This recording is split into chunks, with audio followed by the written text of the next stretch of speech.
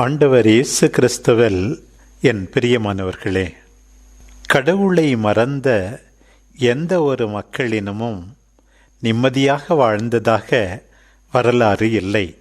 வசதிகள் பெருகும் போதும் உயர்ந்த பதவியை அடையும் போதும் இளமை மிடுக்கிலும் எத்தனையோ பேர் கடவுளை மறந்து மனம் போன வாழ்க்கை வாழ்ந்து கொண்டிருக்கிறார்கள். இப்படிப்பட்டவர்கள் தங்கள் வாழ்க்கையில் தாங்கள் மேற்கொள்ள முடியாத ஒரு துன்பத்தை சந்திக்கின்ற போதுதான் மீண்டும் கடவுளை தேடுகின்றார்கள். அன்றைக்கு இஸ்ரேல் மக்களின் நிலைமை இப்படித்தான். இன்றைய திருப்பலிக்கு நமக்கு கொடுக்கப்பட்டுள்ள முதல் வாசகம் எசையா இறைவாக்கினர் 26ஆம் அதிகாரத்திலிருந்து எடுக்கப்பட்டுள்ளது.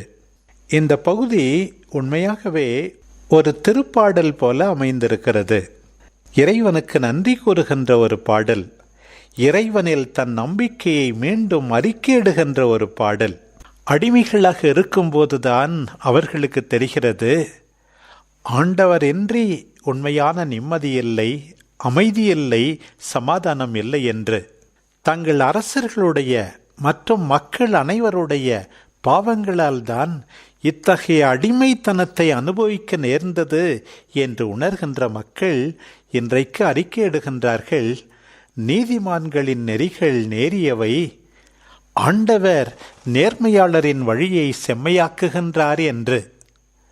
நீதி செய்ய தவறிவிட்டோமே, ஆண்டவரை நம்பியிருந்திருந்தால், அவருடைய பாதையில் நடந்திருந்தால் இதெல்லாம் நமக்கு நிகழ்ந்திருக்காதே என்று அவர்கள் புலம்புவது போல இருக்கின்றது.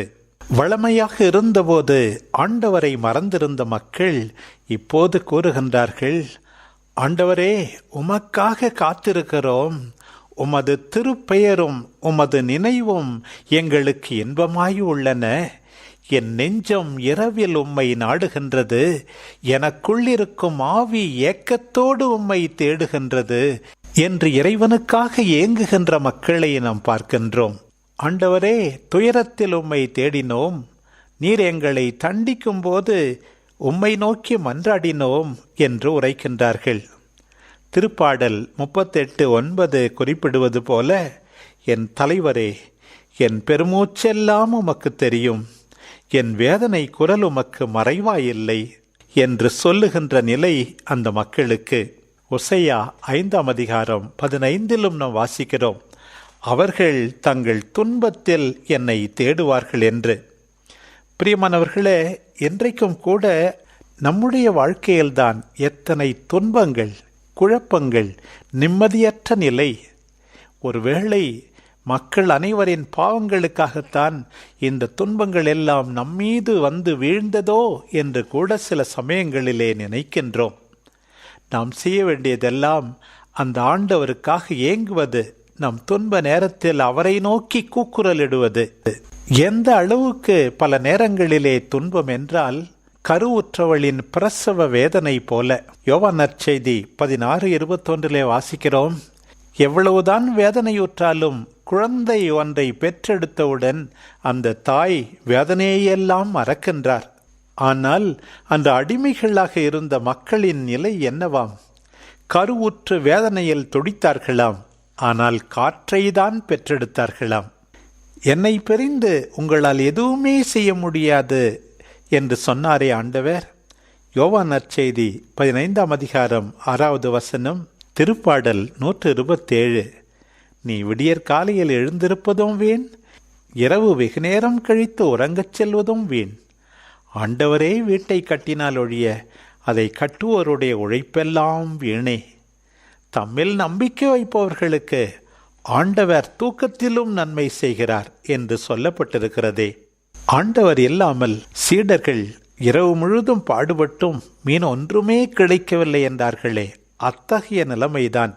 உடல் நலம் இல்லாததால், நம்முடைய உழைப்புக்கேற்ற அறுவடை இல்லாததால், எதிர்பார்த்த பலன் கிடைக்காததால் நாமும் பல்வேறு சூழ்நிலைகளிலே மனமுடிந்திருக்கிறோம். நிறை வாழ்வை நமக்கு உரியதாக்குகின்ற அந்த ஆண்டவரை நோக்கி நம்முடைய குரலை எழுப்புவோம்.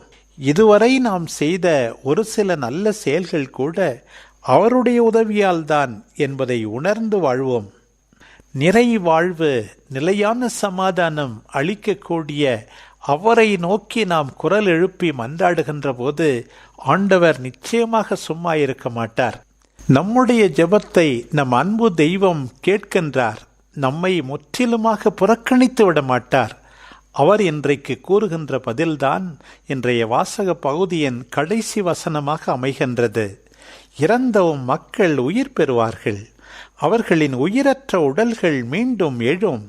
புழுதியில் வாழ்வோரே, விழித்தெழுந்து மகிழ்ந்து பாடுங்கள் என்கின்றார் நம் ஆண்டவர்.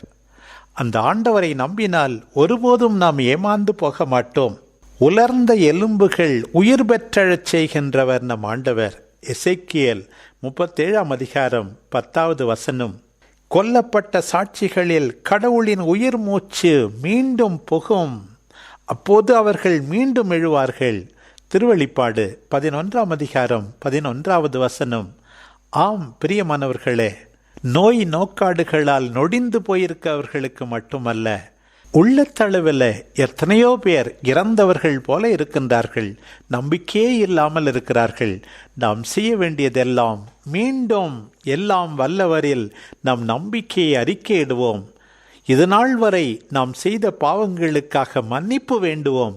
ஆண்டவரே, எங்கள் உழைப்பெல்லாம் பலனின்றி போகிறதே, எங்களை காப்பாற்றும் என்று அவரை பார்த்து கெஞ்சுவோம்.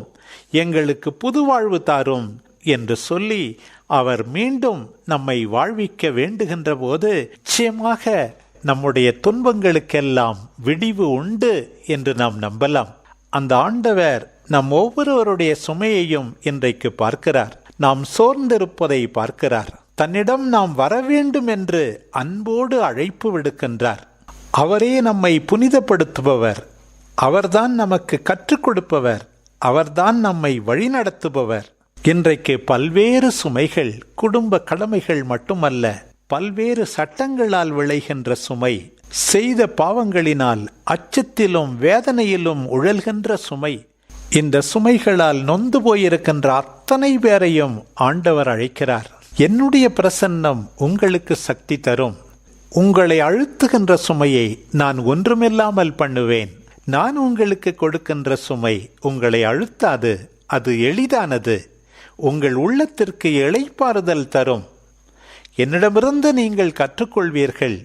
என்னை போல கனிவோடும் மனத்தாழ்மையோடும் ஒவ்வொரு நாளும் வாழ்ந்து எல்லாரையும் என்னிடம் ஈர்த்து வர, என் இளைப்பாறுதலை அனுபவிக்க கருவிகளாக நீங்கள் பயன்படவும் செய்வீர்கள் என்கின்றார் ஆண்டவர். அந்த ஆண்டவரிடம் இன்றைக்கு மீண்டுமாக நம்முடைய நம்பிக்கையை அறிக்கையிடுவோம். நம் பாவங்களுக்காக மன்னிப்பு வேண்டுவோம். நமக்கு புது வாழ்வு தர வேண்டும் என்று வேண்டுவோம். அவரை ஆர்வத்தோடு தேடி அவருடைய இளைப்பாறுதலை அனுபவித்து அவருடைய சுமையை ஏற்றுக்கொண்டு அவருடைய மனப்பாங்கோடு கனிவோடும் மனத்தாழ்மையுடனும் வாழ்ந்து எல்லாருக்கும் ஆசீர்வாதமாக இருந்து நம் நம்பிக்கை பயணத்தை தொடர்வோம். ஆமேன்.